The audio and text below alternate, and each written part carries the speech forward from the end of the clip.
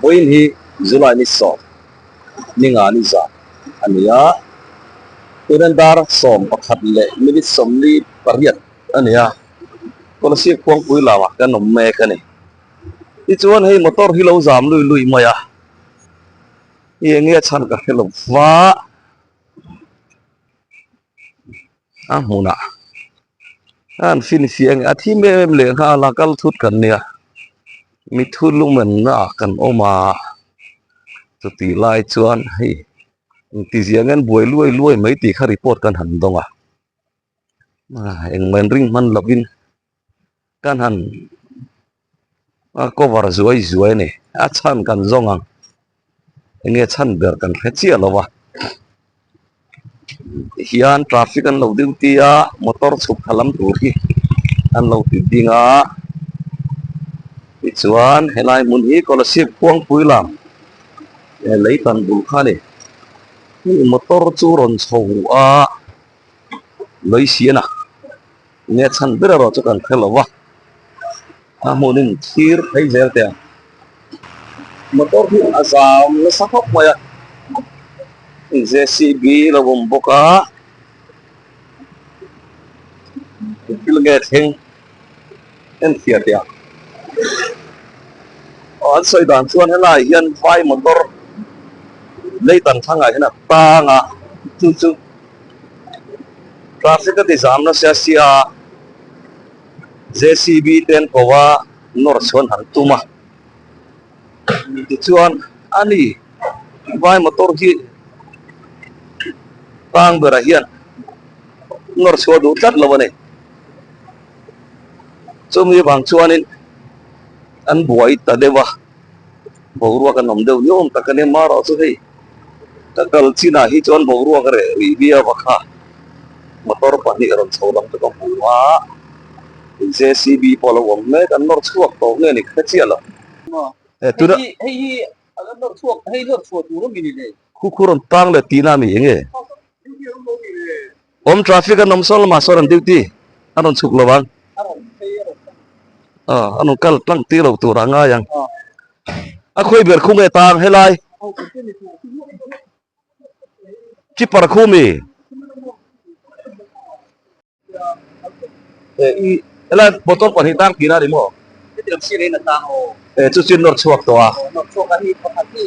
pakhat tang le a a tan chu tang lo wa a tang thi lo le ni ko ai hai ta kan mo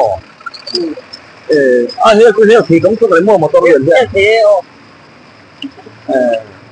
o ani su pakhat tang a lo nor chuak to a pakhat ti lo tang a motor chu ka thei chok to a helai mun hi kum sang ni som hi pathum August tha a veng thar leitan thang lo ka min kha ne a chu ka casual lo em ka casual am ka lawa hela hi kum sang ni le som hi panga mar khaber khanin an siam zawa azao nyawadi zaw te maro chu kan buang gen hela hian chi par pakhat tang no maya ti chuan traffic ko kon buai ma san ko pa ai so masale mai hei helai hi a khuar thu em a national highway ni ma se khu kan huang khwan chuan khu khuar thu ka hi hian ati buai deu ni mai thei speed hi ei kan police ta pon buai khop mai hei la hian NH.06 len la ton chen wa tangai ni hi khomol en chiang chin te khor la hi zaw zong a hi fit som pariat atang le fitli velan yanga awang hi kong tan zong en ti hian om tlat maya ti chuan a buai ta ni hela hi lau thon ru a thleng mai an ti kan lau thon ru a khania a thleng ta nge ni chan chu hei an siam atei chu siam thavia wa maro chu a kong ber mai hi siam that repair khani to lowa a khuar thu box hi highway kong lai ber hi hian motor te phei chu hu ne ngam chen tang to khan helai tan ngam lo hian khuang pui lam kong chep zok tlang lam kong a khian an hel thina ni hei hei helai poi khwar thu khop mai motor te tan chuan zo mai mai chi ni lo ti hian national highway ya zam thu mai ni police lampon zan re an sai thailo tuna hian edar som pani alo ri der tamai piang hi Kolasib Kawngpui lam le veng tharin kar lei tan thlang tun din mun mek amuna kan hu dan chu ni a hian khi tilaya khian motor khi atang boxia abuai khak le mai akan lo khiat kha di kan ni chi kan an zo chiang nok nok a kan han skip zeu chung khan lai hian vai motor tanga an hal wangin tanga chu chu JCB pakhatin nor chuan tuma a motor nor kha phal tlat lo bani chu bang chon pa chu ka zam du loi maro chu motor taka chu nor chuak to a hian chuan helai khuar na satawang hian speed alaya speed lak wang ngamani silo solai la so so a thil khop maya a khuar thuk em ani hei hi hel na chin lo so a pia la so so puri jin na pia la so khuar thuk sia hel na chin lo helai hian ka lo thei lo ba hei ti khat hi po tu tang le maya nga yo hai le lat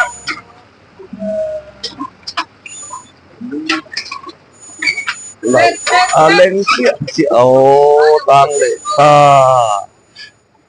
có buổi tha xin về quar thu boka lòng ốm về boka này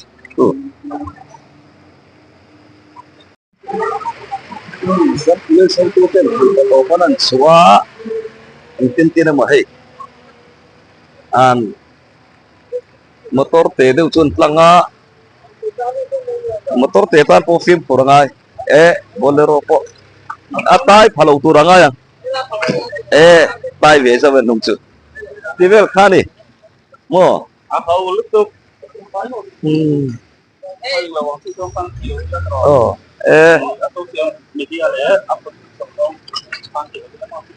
akal theye chang boka kan police lamten zan re po sei lo gen an bil top moi de helai ta fi ta ni motor pani ni local thei lo kan oma tang lak lo boi kui me kan ni he dal ti re ta pi ko si howin boi khop mai turwa la te helai din le a che chi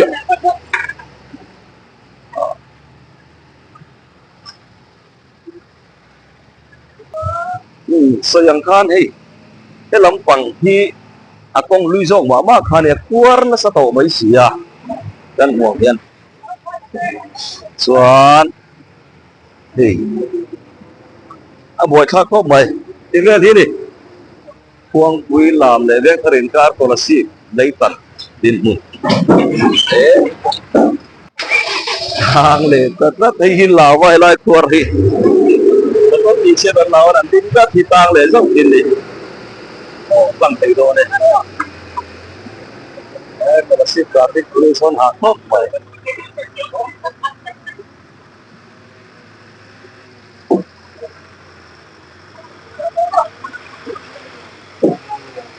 NH.06 là mình phải là cái ngay đi NH.06 là mình chụp tro cho nên là luôn xuân hi phim phim là rây to nè motor te phê chôn cả lộ ngầm lộ nó khá rây to mà ai kalau tu chia kan lau khi na motor chia kan lau apa pang kira di tang deh he poron plang tu orang ayang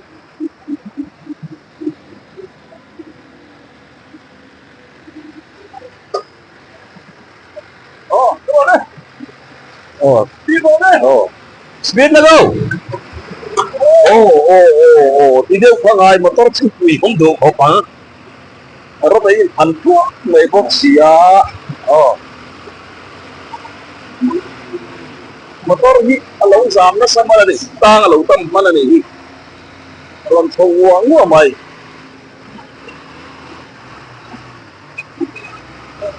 tang lo se oh report ka kan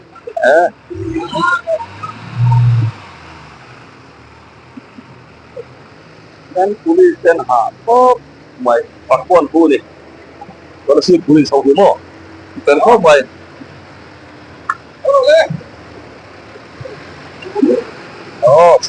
chuột là về ăn chỉ là đồ chỗ na đi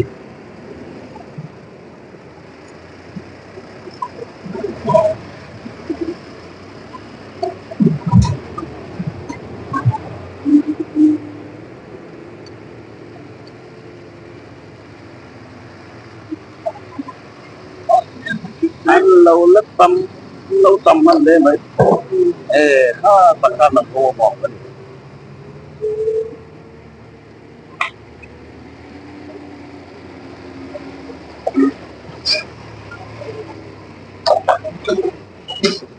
an sudat lâu tây xí là quá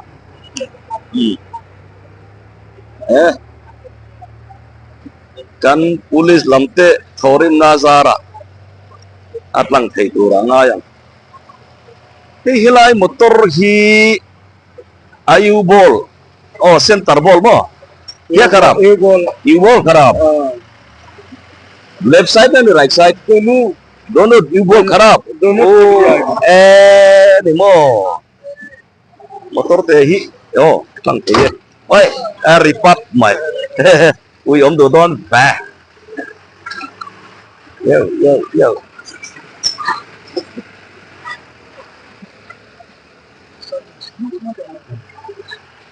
thì hi motor chu kau the tong ma se yu bo ki anung pi chen ani anung lam yu bo thi hei kan muang hian hei helai kong khwar wang hian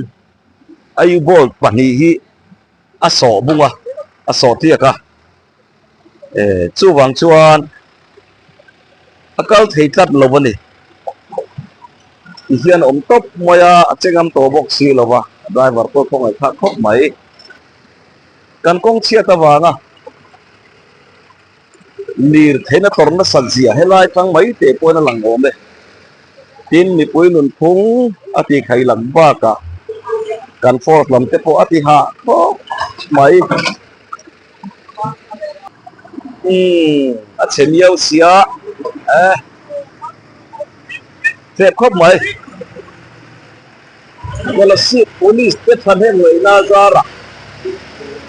Kolasib lei tan thanga NH.06 te na retraining kual anrem muna khan kan lo me ka hei chawlam man chhuatira traffic police te Kolasib police te than he loi na zara motor tang theya JCB pahia lo kala chuan tin mo atang masagara kan annor chuaka chuan motor pathum zai ran nor chuak mani JCB pakhatin pakhat anor chuaka pakhat kan annor chuak le to tian an tlang me kani ti chuan kan sel tong he lai motor bera hi a hiu ball le lam an hung pan hi tong se da wa hana hung ka kat maya chuan traffic ero chu ti jam chelo a che khop mai ta hian anin rem siam viau lo chuan azam reng mai do na kan police ten thei poto pon chua atlang to alo mo me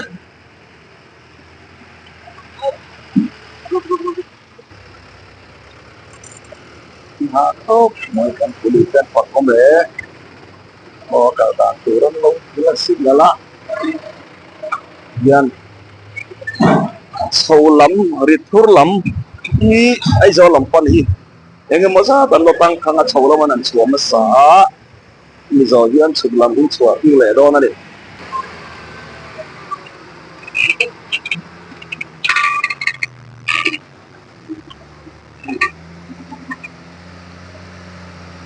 kan ko mai kan rít lắm de ô tang lệ ta cái tầm ô hít buổi thang cái gì anh làm gì mà kinh rất thì buổi thang không mày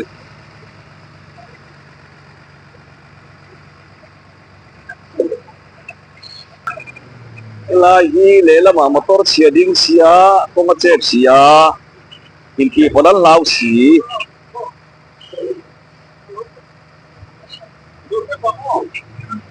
khi phần hai không có đi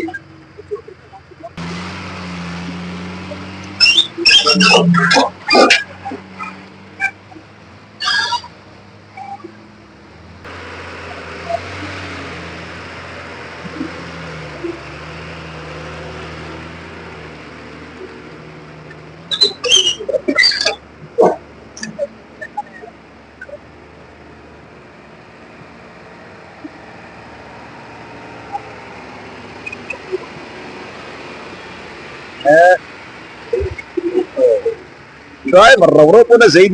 lâu đâu cái chuyện nó mà đi à thinh nó có cái full tan xuân có đi xe sau đó mình xuân rồi ya sau đó mình xuân đi lên à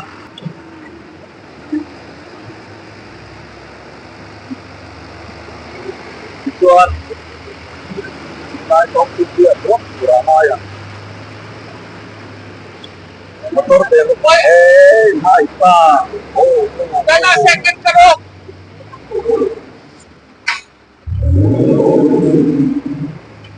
cắt malu tu ka motor tai lao ka atong hi call về đâu lek kok se này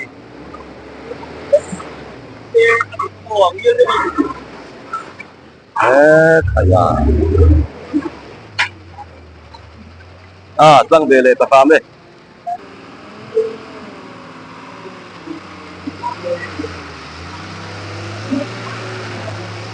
cái gì cả tiếng để đâu cái chưa nóng hey motor tang nuk chok tu JCB khani hi an fel kho mai ni pon tlo ma ya zan re ti hian aron duty theya accelerator operator te pon fak ome so chung la man lo ding thapa so la man la kal me ka ari na na lo kam kan riau mai so lam di ari tur lam di ta pi ko si urwala hovin an buai zandar so pani pel to ni o tu na hian la virvat vat mai ti hian chuk lam man lo dinga clear ve mai tura be se ya lai motor tan na chak Kolasib lei tan lai tak po hi akonga sekho moi hei kan mong hian kan sai fo thinang khan ahun taka kam Kawngpui te repair ani lo wanga torna hi ra phak takani he lai poi Kolasib lei tan hun tak khan ya ti khop hian a chiani ti hian Kolasib lei tan tak kan ti to kha tu andar som pani le minute som ni patum ni der tamai zam lai a pel ta lai Kawngpui sia dan tu hei sau đi xe chú motor tay tang don phim phim mà tu zo là nít lắm à, hiện nay thì buộc cần sấy phô thìn cần sấy non liang, sai bên là mua mal lo, con lai hiểm, con sir sai bên là hiện tùy luang lo, cho anh tùy thiên à, thì hiện là hun tắc repair anh lo vangin tiền cần tour make anh hi, à buổi khác cái, hey chầu lắm khán hẳn cala chụp lắm hi hey motor anh cái mà ra ta lo ding toa kan muang hian hei lai po hi kv ke peng khani ya hei ding lampang hi kv ke pen na khani ya ti chuan lai chote po hi lai hi Kolasib Kawngpui lam kilometer 95 an ti na lai kha ain chon na ni ya ti chuan so tuna boloro plan na chin chia so February sang ni som ni pangan repair tan na lai khan ya ti chuan he lampang site te hi chu repair ve lo khan hi a che to mai side drain dera po so tuyệt kinh cùng mày à buổi thang lẽ này cần ram Kawngpui bây giờ ram chạc lang na Kawngpui poi mo ni si hey repair lau chin khala ni helai thei po hi so kan muang son side drain na tu mày à luang lo ni side drain na tu yom ki chu wangin kong hiat lo ni hi zola na ti chuan kan du to na yanga ti chuan helai kan ma chia hi kan mu lai chin chia hi 95 km starting point ti khania ti lai hi national highway 06 area 95 km in tran na ani a chuan he lam phei hi chu kan thelai chu zia deuh a thim khop moya light kan lo ring si lo fa en poni se Kolasib police te thorim na len pek na zara national highway 06 Kolasib veng thar leitan a Lirthei congestion na wanga Lirthei chhia awanga Lirthei tam tak ta nga ro chu tu na hian a clear chhota ni ti kha report thei ni sela zana rei muta chuak ve deuh rai to mai du tok ri phatang o zawain mangtha mutui vek ule